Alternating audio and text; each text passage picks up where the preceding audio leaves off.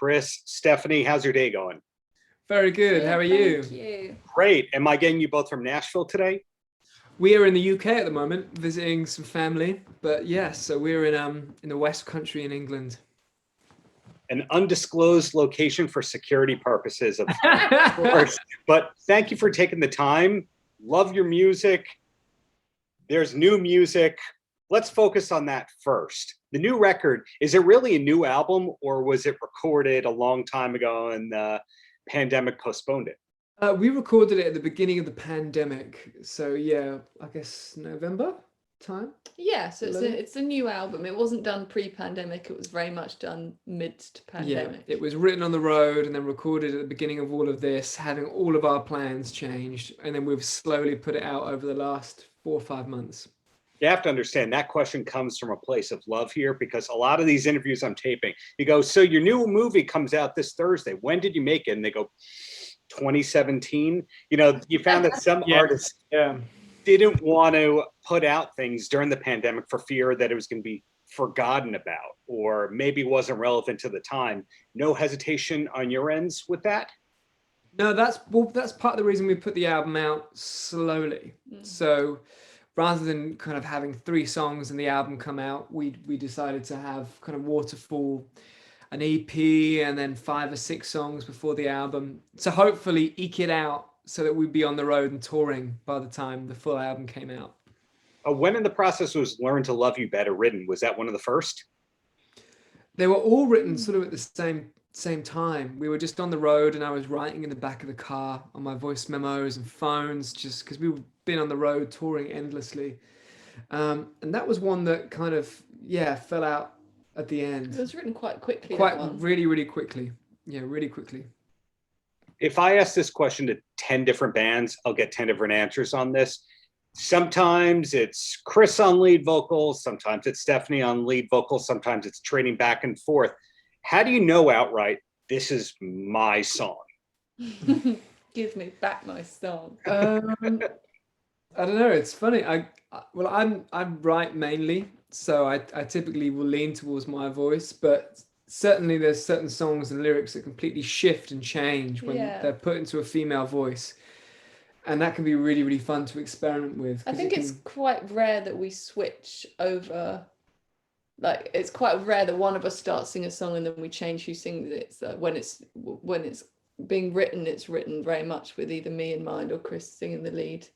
Yeah, on the whole. Sometimes there have been moments where they've shifted and changed, and it's mainly because it can feel sometimes, I don't know, more empowering or more dangerous when Steph sings a song as opposed to me. It could be quite interesting. We have quite different ranges as well, so I can't get as high as Chris, so there's certain songs I can't sing. Yeah, and Steph can sing lower than me, so. One of the bands I'm familiar with the process of is a band called Sloan, a Canadian power pop band. Have you heard of them? No. I haven't, no. They've done some major label albums, but there's 4 members in the band that are each instrumentalists that can play everything, that can each sing everything, and they all write songs. So it's the kind of thing of, if I write the song, I say who does it. So in other words, the drummer goes, you're going to play bass, you're going to play guitar, and I'm singing it, that kind of a thing. I didn't know if I was going to get one of those answers. Well, Steph did the verse, so she's calling the shots here. She gets it. There you go. So how far ahead are things planned for the band? And again, that's one of those things, 10 different answers from 10 different artists. We have quite a lot on the books. We're a Newport Folk Festival. We're going on the Outlaw Country Tour with Willie Nelson and Lucinda Williams and the Avett Brothers. Yeah, and across September, October, and then we have quite a lot of other festivals and shows in between then. They're all mainly in the US, if they'll let us back in. We have 2 or 3 in the UK, and then it's mainly from the fall. There's like individual shows coming up, but real touring starts again in the fall, hopefully. And of course, we've written an awful lot of our 3rd album since we've been waiting around for the next one. So, but you use the magic word there, country, and it's funny. To some people, you're country. To some people, you're folk. I'm sure a couple people say they're power pop. Of course, they've got hooks. Other people say, oh, they're alternative folk. Is there a way that you like to be thought of in general? Yeah, it's funny you say that. we don't really know what genre we I don't are. know what And people we are anymore. love to put a genre and a tag on things, and we appreciate and understand why. Playlisting has done that as well, I think, Right. but we're not entirely sure what we are. We're definitely influenced by kind of British folk and early American kind of blues and country, but we really see ourselves as just a part of the kind of big patchwork quilt of Americana, really, of the music from the British Isles and from roots American music. We just see ourselves as another piece of that jigsaw, coming together and threading together all of those influences. We've been called everything, though. We've been called everything, but from the Stones to the Beatles to Zeppelin to whatever, we're just part of that. Is how we see ourselves, and we don't like, we love to play acoustically, but really, the new record you've heard, there's some pretty heavy jams, and then there's loads of mandolinetto led songs. So we just do what It's a mess. we love to do, really.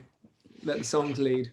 I guess good is good and you do good. So what exactly inspired the move to Nashville? You're not the first artist to move to Nashville. You're not the last artist to move to Nashville, but these days you hear people moving to any kind of city that has a scene, really. Yeah, well, we were working with a record company at the time that got us visas for the US. We could come out and work. And we'd heard just a lot from people on the grapevine saying that Nashville had this burgeoning new kind of alt rock and roll scene, and there was all sorts happening on the east side. So we were living in Holloway in London at the time, and it just felt like, hey, let's throw ourselves into the mix there and see what comes out. And we had a surprising amount of friends in music that were already in Nashville, people from the UK and people from all over the world that had been in Nashville or were there already. So we actually, one of the first shows we went to was at Grimey's, and I think we just moved there and we knew like 10 people there, and we were like, oh.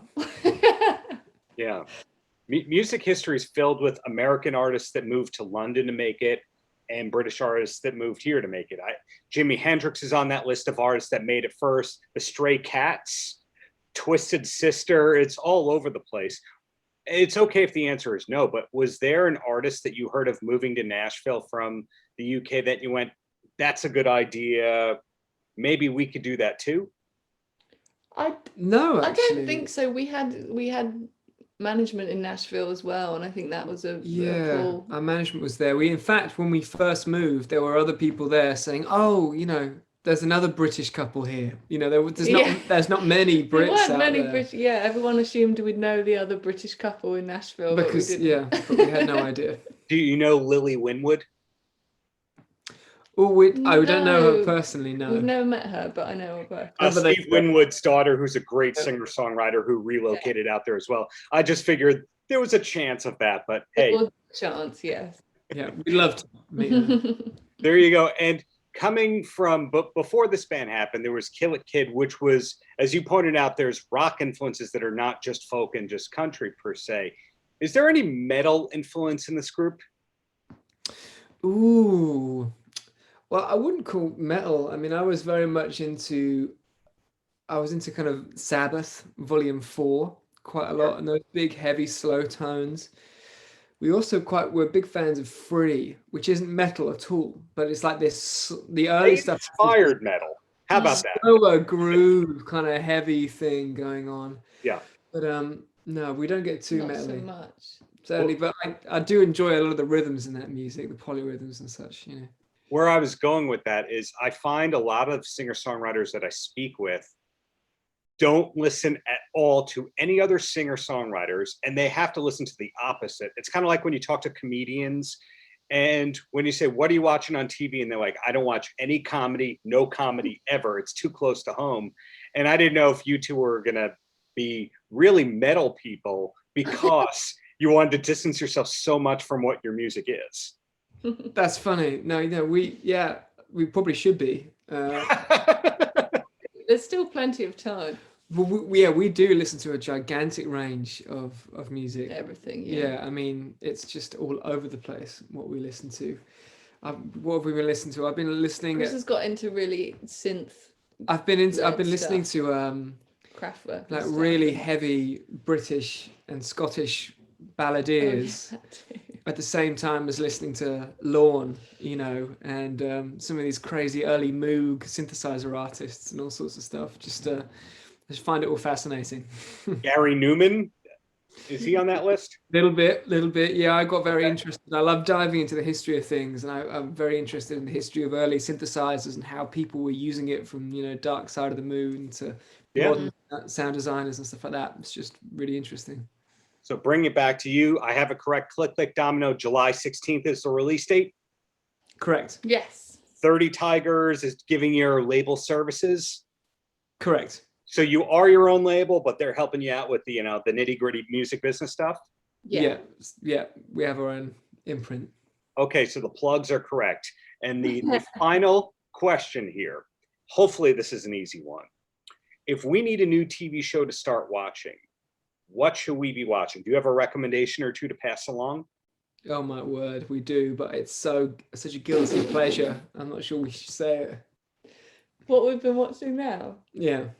We've been watching something incredibly wholesome, which is Pole Dark. Does Don't that exist over there? Don't know if you can get I don't know that one, but that doesn't mean it doesn't exist. I mean, it's a period drama. It's like an epic long period drama, and they're like, you know, quarrying for tin. And it's like the 1800s in England, and everyone's, you know, getting scurvy. Set in Cornwall. It's very. They all ride around on horses, and squabble a lot in big it's all country very houses. wholesome. When you gave that disclaimer of like, oh boy, I thought you were going to say Love Island, and my perspective was going to change on you. Before. It's basically like, it's basically a terrible soap, but they dress up in old English clothes. Yeah, so you feel more intelligent watching it. Yeah. What's wrong with that? Who doesn't love a period piece from time to time? Exactly. I'm a sucker for it. Exactly. Well, looking forward to seeing you both live in New York when the time and the place comes for that. But in the meantime, just keep up all that greatness. Congrats on the new album being done, coming out. Newport Folk Festival, that's a big deal. So, hey, whoever is running that ship, turning that ship, steering that ship, if it's you guys, keep it up. Thank you. Well, thank you so much. Thanks for having us. We appreciate it. Thank you. Have a great rest of the day there. Take care. You You too, man. Have a good one. Paltrocast.